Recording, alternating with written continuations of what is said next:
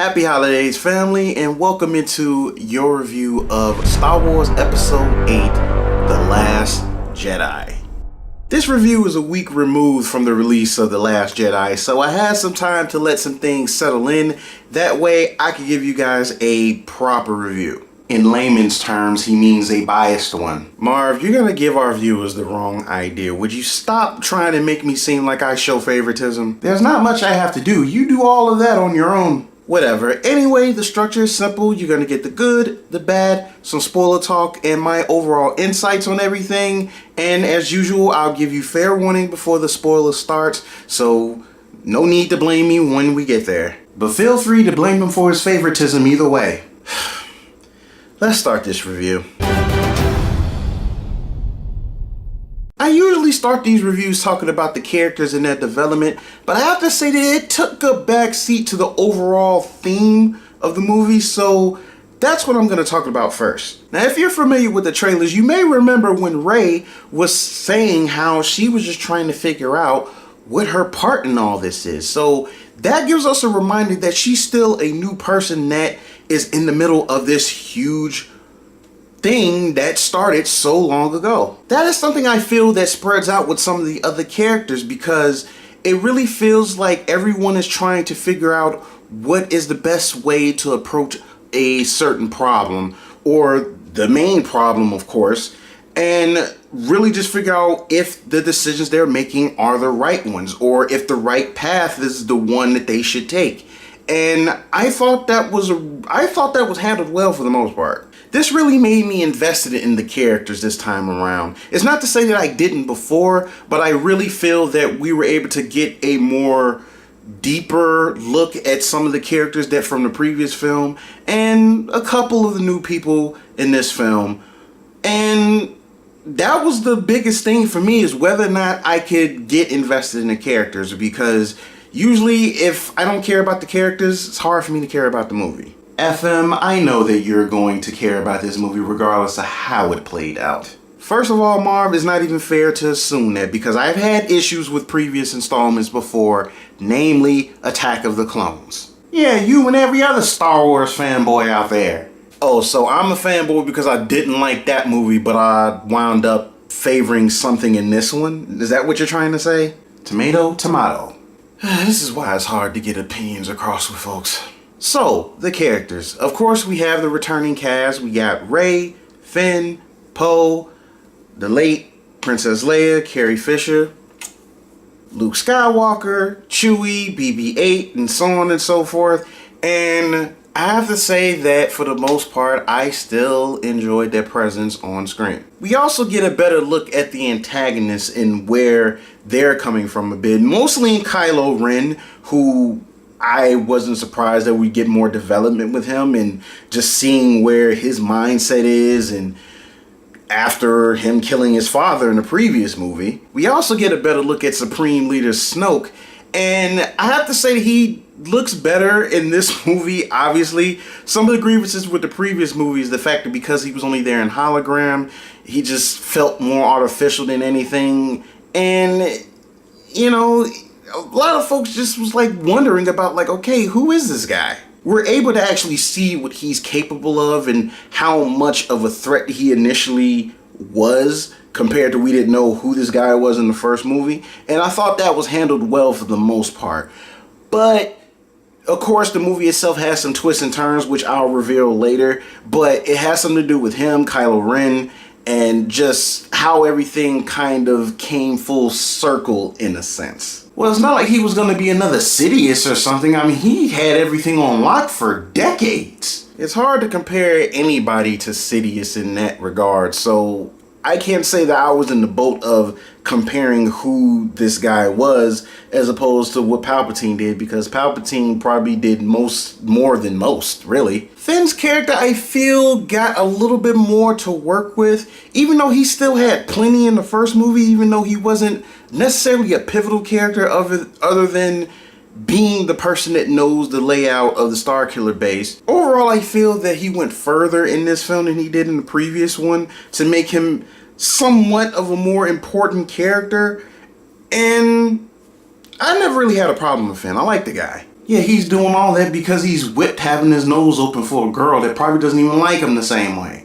Yeah, there's still speculation about that. And on to Luke Skywalker.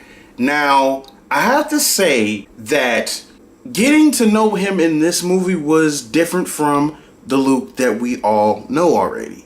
It's the first time we get a look at Luke after what I believe is 40 years now, and there's this mystery about him because we want to know, like, okay, who is Luke now? And we definitely find out, and I have to say that it's not exactly what you would expect. Hashtag not my Luke. Yes, this is a different Luke Skywalker than we're used to, especially if you are already familiar with the previous trilogy.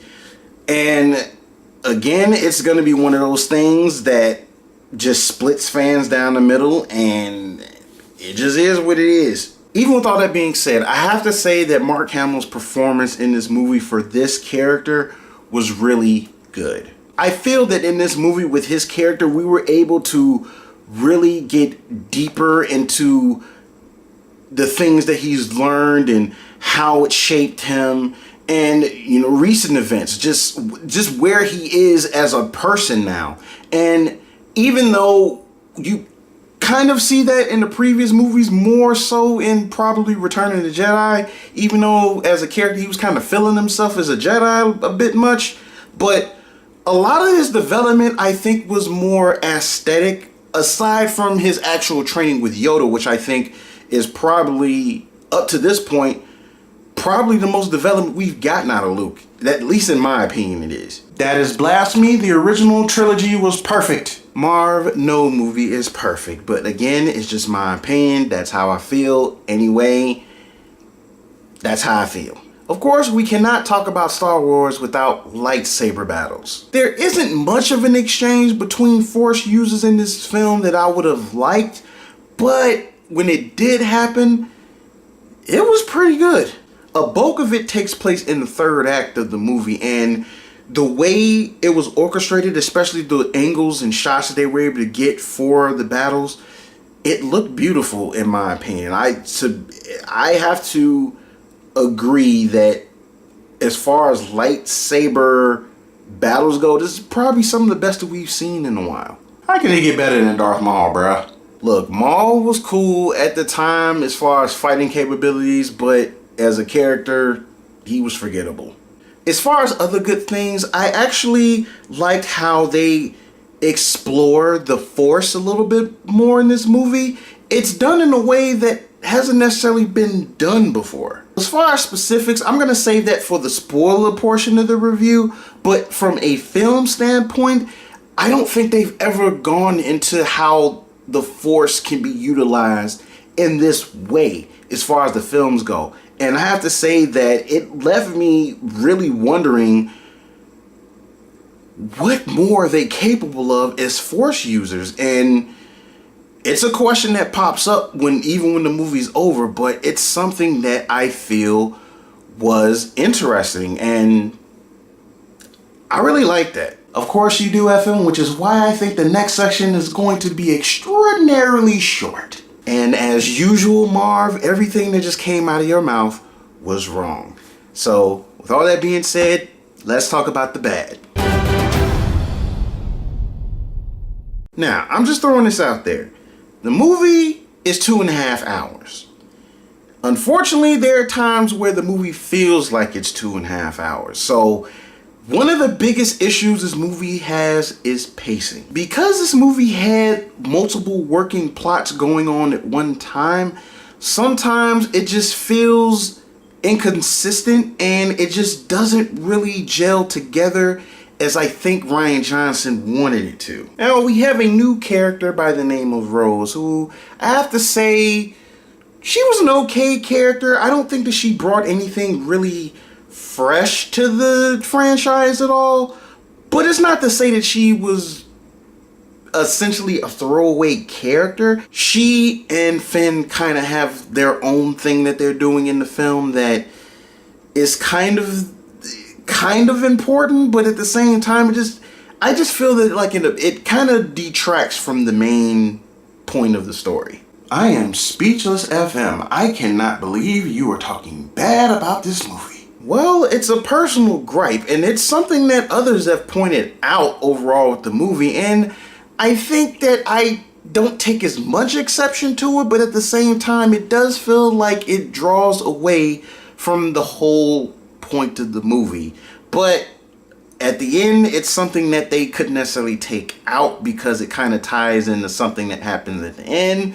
So, I mean, it happens. You kind of either deal with it or you don't. It's just, it's just one of those things. As far as some of the issues I had, I have to say that some questions I wish they would have answered in this movie, but it makes me think that they're either just saving it for the 9th episode or they might just scrap it all together, but I don't know. But I can't help but feel a little disappointed that some of the questions that we've had for the past 2 years weren't answered. Like, they answered some questions, which I was grateful about, but I think some of the real meaty questions that we wanted answered still are left unanswered. And you'll never get them because Disney has them locked away in their vault. I've been hearing that stuff about Disney all week long. My main issue with this film was the pacing. That's the main issue. As far as the answers not being, the answers that we wanted not being answered, that's kind of secondary to me because it's still something that is ongoing and still can be told later on. So as far as issues goes, that's kind of where I leave it. So now we're going to go ahead and move on to the spoiler talk. So this will be time stamped. That way you'll know where to skip to and all that the other if you haven't seen it yet. But, we'll just leave it at that. But anyway, spoiler talk. Let's get to it.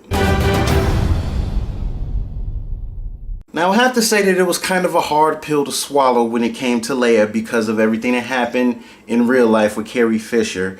And it was sometimes hard to watch because she gave a lot to this character, and she's a character that people look up to highly because she was a strong female character. But just overall, I just feel that Carrie did leave a really great legacy in this regard, and a character that you could still respect at the end of the day. And this performance, and her performance in this movie was no different. That'll probably be the one thing I agree with you on. Rest in peace to the OG. If you're familiar with the trailers, you'll see that one part where Kylo is in the ship and he's aiming at his mom, and they're both kind of like feeling each other out with the Force, and it's like he's reluctant to do it. That does play a part in this movie, and essentially he does back off. But what happens is one of the other fighters takes the shot and blows the whole cabin out with her in it. And it seems like she's dead, but she still has enough life left in her to basically use the Force to guide herself back to the cabin and to the security door where they can help her, which was unexpected. And at first I didn't know how to feel about it. That's got to be the dumbest thing I've ever heard. Are you serious? Now hold up, before folks start vilifying how this happened, remember this is still a universe where a man survived getting cut in half in Darth Maul. Whether or not they opened up a can of worms because people love Darth Maul so much that they had to find a way to bring him back. Hey, at this point, if you are strong enough, a Force user, you can survive damn near anything. Again, as mentioned before, this kind of plays in with how the Force is utilized in this movie, which I think in ways it hasn't necessarily been done before.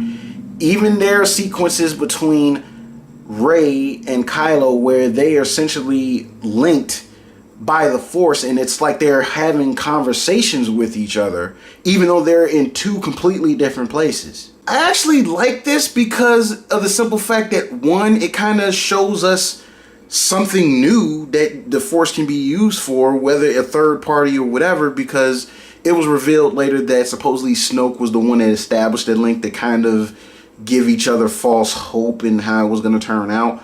But just the simple fact that this was done in this fashion really made you think, like, gosh, like, what more is the Force capable of? And again, the fact that they were talking to each other in different places, and the way it felt it seemed like they both were in the same place talking, even though we know that they weren't. And I have to give Rian Johnson props for orchestrating that. And especially with Daisy and Adam Driver being capable of actors to pull this off. So I thought it was dope. I'll leave it at that. Here we go with the favoritism again. Never fails. As far as some of the things that stood out, again, when I had mentioned about the whole thing with Rose and Finn, well, their arc took them to this casino planet because they had to find this master code breaker guy. It's just one of those things that feel out of place but has to stay because it ties into something that happens at the end of the movie.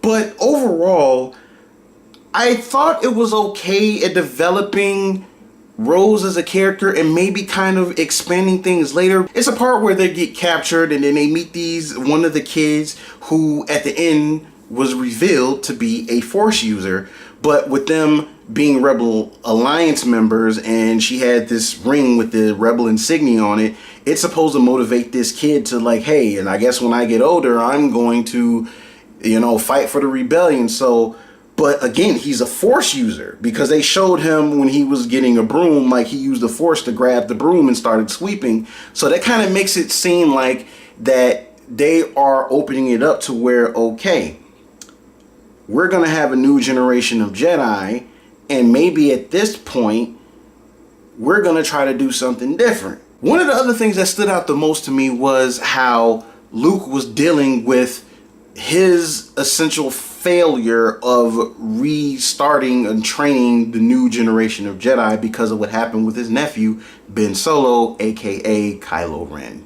It was revealed that Luke had sensed darkness building up in his nephew, and he didn't know how to handle it. So when he was trying to figure it out, I guess like he was trying to sense him while he was sleeping, I guess he sensed his future of what he was going to take place, and for a split second he thought the best idea was to power on his lightsaber and try to kill him. Of course, waking up, Kylo saw him, with his lightsaber on, and he defended himself.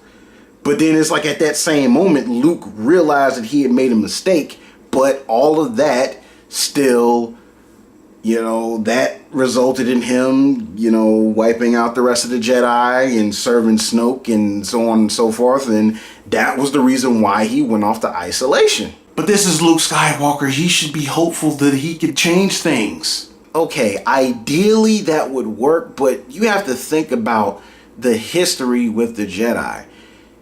They haven't exactly done everything the right way. Even in the previous Jedi Order, they screwed up. Luke didn't exactly have proper training to be a Jedi. A lot of the stuff is from what he learned from that bit of time with Yoda and whatever old Jedi religion texts were left behind.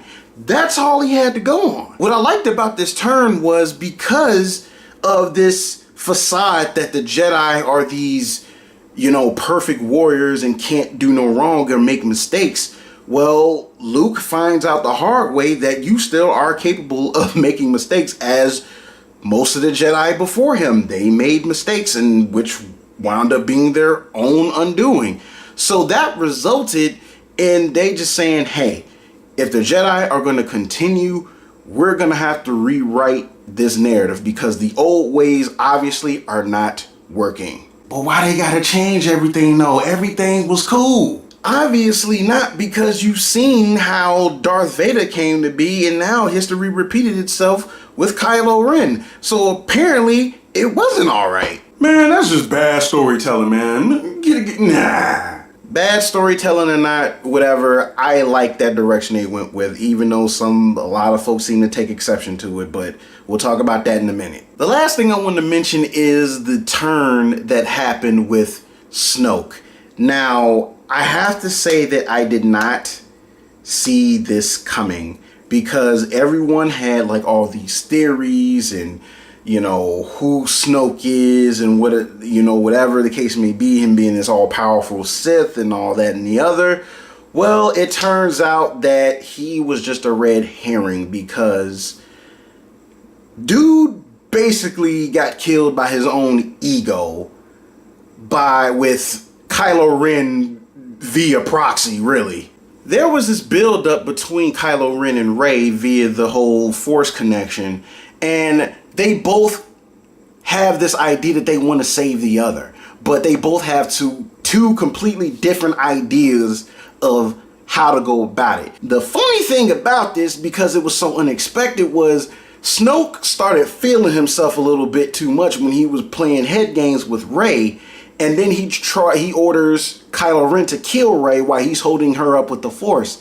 And the whole time that he's sensing Kylo having the urge to kill his enemy, he didn't realize that his enemy was Snoke himself. And the lightsaber that he took from Rey that was sitting on his side, Kylo was turning it toward him slowly without him noticing, and turned it on and cut dude in half.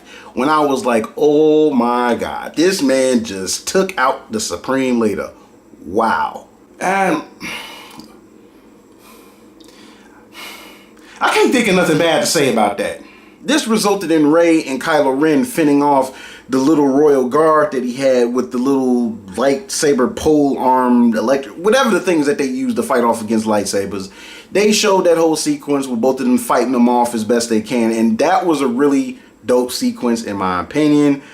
It was a twist that I didn't expect. Snoke wound up just being a red herring for Kylo Ren's ascension to be Supreme Leader and so forth, and it just,